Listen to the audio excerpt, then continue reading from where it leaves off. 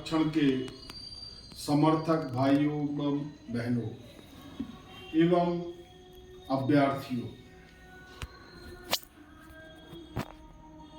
जो पिछड़े वर्ग अनुसूचित जाति जनजाति के अभ्यर्थी हैं, मैं आपसे निवेदन करना चाहता हूं कि आपके पेरेंट्स को यह चिंता बिल्कुल नहीं है या अज्ञानता है कि वह यह बात नहीं समझ पा रहे कि आपके पढ़ाई अकेले करने से कोई लाभ होने वाला नहीं है, जब तक कि आप अपने जाति आधारित आरक्षण के पूर्णतः लागू होने के लिए संघर्ष नहीं करेंगे। पिछड़ा वर्ग का आरक्षण अभी बाद में लागू हुआ, परंतु अनुसूचित जाति जनजाति को तो शुरू से आरक्षण मिल रहा है, फिर भी अभी तक उनके आरक्षण की पूर्ति नहीं हुई है और उनकी पोस्टें अभी भी खाली हैं। इस स्थिति में मैं आपसे कहना चाहूँगा कि आपके पेरेंट्स आपकी लड़ाई नहीं लड़ेंगे। आपको पढ़ाई के साथ साथ इस बात को भी समझना होगा। आज दिल्ली के जंतर मंतर में जाति आधारित आरक्षण के विरोध में लोग इकट्ठा हुए हैं। वह सभी मोदी के समर्थक हैं और भारतीय जनता पार्टी के समर्थक हैं। उनका कहना है कि हमारा विश्वास यह था कि भारतीय जनता पार्टी की पूर्ण बहुमत की सरकार बनेगी तो वह जाति आधारित आरक्षण को समाप्त कर देगी, परंतु मोदी ऐसा नहीं कर पाए।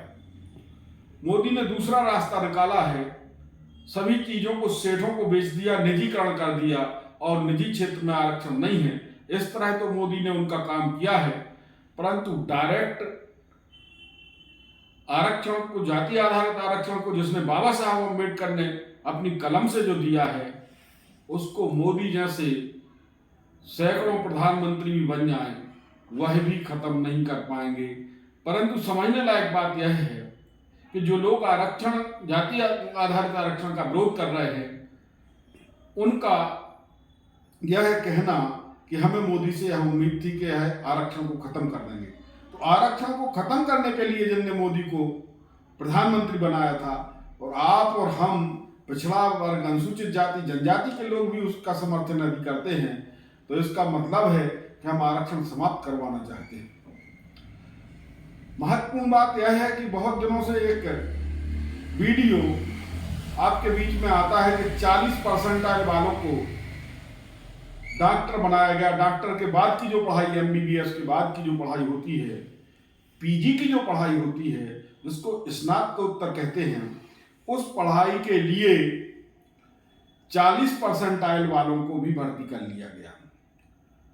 मैं आपसे बताना चाहता हूं कि यह निर्णय सरकार ने प्राइवेट मेडिकल कॉलेजों के मालिकों के रिक्वेस्ट पर किया कि पीजी की सीटें खाली ना रह जाएं। और 40% का मतलब 40% नहीं होता। 40% का मतलब होता है, उदाहरण के लिए यदि कहें कि 10 लाख विद्यार्थियों ने यदि परीक्षा दी और 4 लाख लोगों को जिसने पीछे छोड़ा, वह विद्यार्थी 40% वाला कहलाएगा। उसका मतलब यह नहीं है कि वह 40% वाला है। यदि लिस्ट इस तरह गिरती है कि 60% में 40% बनता है, तो इसका मतलब है कि उसने 60% अंक पाए हैं, परंतु परसेंटाइल उसका 40 है।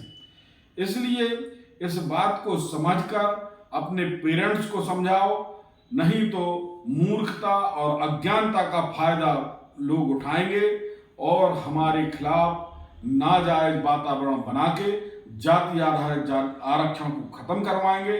अभी हमारे भारतीय राष्ट्रीय कांग्रेस के राष्ट्रीय अध्यक्ष माननीय मल्लिकार्जुन खड़गे और लोकसभा में नेता प्रतिपक्ष श्री राहुल गांधी ने प्रधानमंत्री को पत्र लिखा है कि जो जाति आधारित जनगणना राहुल जी के दबाव में, कांग्रेस के दबाव में, विपक्ष और इंडिया गठबंधन के दबाव में होने जा रही थी, उसमें पिछड़ा वर्ग का कॉलम नहीं है। उसको कॉलम को इस 40 जो प्रश्न पूछे जा रहे हैं जाति आधारित जनगणना में, उसमें इस शब्द को भी, इस बात को भी शामिल किया जाए। ऐसी मांग हमारे नेता राहुल गांधी जी और मल्लिकार्जुन खड़गे ने की है। जाति आधारित जनगणना और जाति आधारित आरक्षण इस देश में जरूरी है, क्योंकि भेदभाव जाति के आधार पर है, आर्थिक आधार पर नहीं है। कोई एससी का व्यक्ति पैसे वाला होकर भी किसी बाजार में चाय नाश्ता की दुकान नहीं खोल पाता, क्योंकि आर्थिक आधार पर उसके साथ भेदभाव नहीं होता, उसके साथ भेदभाव जाति के आधार पर होता है। इसलिए जाति के आधार पर आरक्षण होना चाहिए। आज मैं SC ST OBC के विद्यार्थियों से ये बात कहना चाहता हूँ, क्योंकि मेरी पीढ़ी के लोग इस बात को या तो समझने को तैयार नहीं है या समझ नहीं पाते हैं।